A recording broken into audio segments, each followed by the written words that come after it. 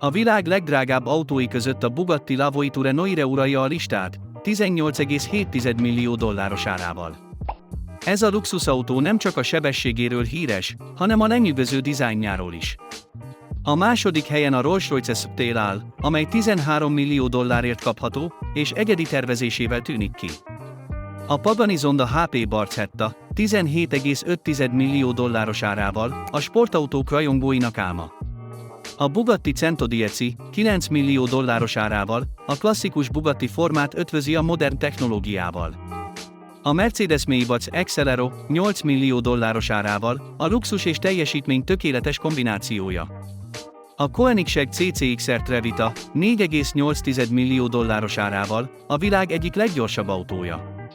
A Lamborghini Veneno Roadster 4,5 millió dolláros árával a sportos dizájn és a teljesítmény szimbóluma. A Ferrari Pininfarina Sergio 3 millió dolláros árával a klasszikus olasz stílust képviseli. Az Aston Martin Valkyrie 3,2 millió dolláros árával a motorsport ihlette dizájnjával vonzza a figyelmet. Végül a McLaren P1 LM 3,7 millió dolláros árával a technológiai innováció és a teljesítmény csúcsát jelenti. Melyik autó nyerte el a tetszésed?